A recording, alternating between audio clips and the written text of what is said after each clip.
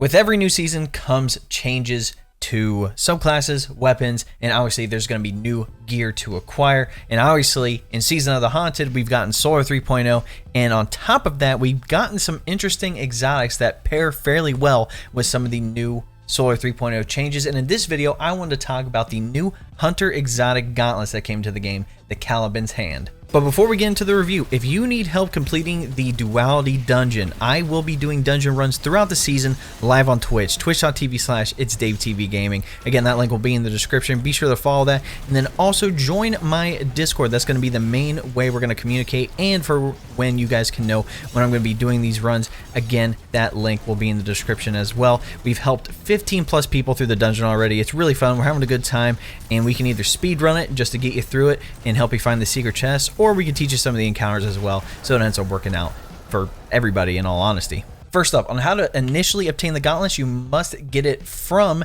the Legend or Master Lost sector. Completing it on solo obviously gives you a very high chance to get exotic gauntlets. Typically, if there's gauntlets that you don't have yet, you typically get rewarded with those, but you just have to make sure that the Lost sector that day, whether it's on the EDZ, you know, the Throne World, Europa, wherever the Lost sector is, again, make sure exotic gauntlets are the reward that drops. Let's talk about the exotic perk, Roast 'em. Your proximity knife scorches targets it damages with explosions or ignites the target on a direct hit. After throwing a proximity knife, you gain increased melee regeneration until the knife explodes. So pretty much it allows for scorches of targets if somebody explodes near it. If you directly hit a target, it ignites it, so it does that giant explosion. And if you throw it and it just sits there, again, you get an increase to your melee regeneration, which allows you to get that proximity knife more often. First up, I want to talk about PvE. Now, comparing these gauntlets to something like Star Eaters, you know, allowing Brave Bras to be the max DPS super in the game right now, or even something like Shards of Galanor, being able to get half your super back and then being able to have your super over, you know, again and again and again fairly quickly. Do I think this outranks that? No, but there is an interesting build that I was able to create where you pretty much constantly have your knife, constantly have Radiant, and then constantly have Restoration proc. So again, your ignitions from the knife don't kill you, but just note that the proximity knife, if it hits a target and it doesn't kill them, it only scorches them. But if you kill them with a knife with their weak, then it does the explosion. Again, if you hit the target and then they die from the scorches, they do not ignite. I don't know why that is. It's different for PvE and PvP, but again, I was messing around with a couple things, and I mostly found myself using something like Knock 'em Down.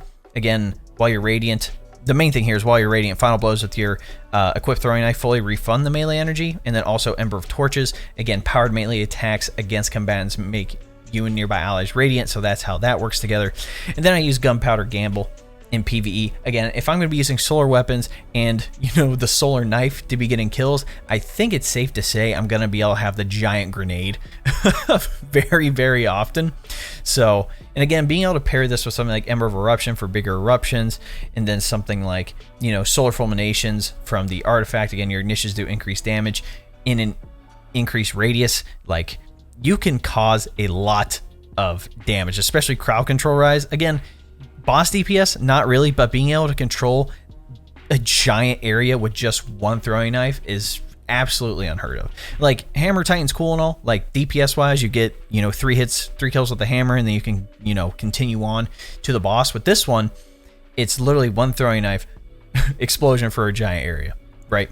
Like I said, I will be coming out with a future video for the PvE build of this because it's absolutely stupid, so just keep a lookout on the channel for that. So let's talk about PvP. Again, the knife works differently. I'm not sure why. If you get a kill with the knife, again, it still does the ignition like it's supposed to. But if any target runs over the knife while they're weak, or if you hit them and the Scorch takes them down, again, that can cause an ignition as well. I don't know why it works differently for PvE and PvP. It's kind of weird, but it is what it is. I will tell you this, if you like holding down areas, this knife paired with these gauntlets is disgusting. Even if you miss the knife, you get that increase to the recharge to the knife.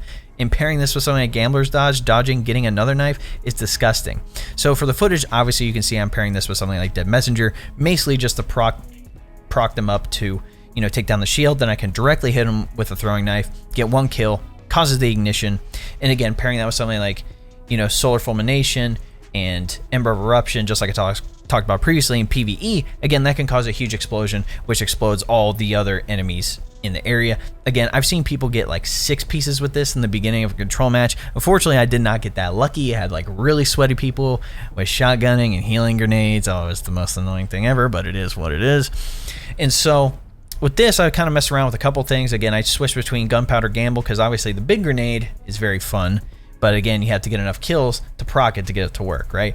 But then you also have something like on your mark, which gives you more fragment slots.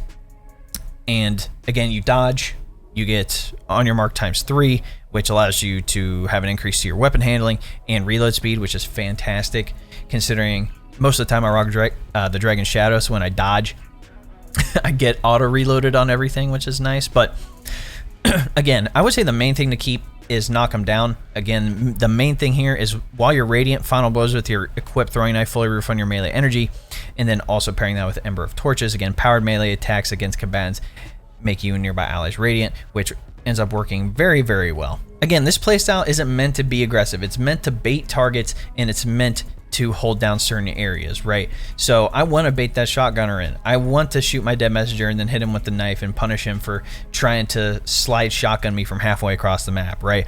Again, there's a little different play style with this, so it could take some getting used to, but if you're someone who likes throwing knives, likes proximity knives, and also likes multi-kills via giant explosions, again, this can work out very well in your favor. And you can tell from the clips, I go on a couple of multi-streaks here, but it's just disgusting, man. Do I think it's the best thing ever? Do I think it outweighs something like, you know, Still Stompies or even the Dragon Shadow? No, but if you're a proximity knife user, this exotic gauntlet just helps you out so much. So overall, my rating of the Caliban's hand out of 10, I'd probably have to give it an 8.5. It's not overpowered, it's not underpowered, it's pretty balanced in my opinion. The only thing that bothered me was the differences that occur when a Scorch and Ignition happens between PvE and PvP. I think that needs to be a little more hashed out or specific. I'm not sure why that is, but it felt good.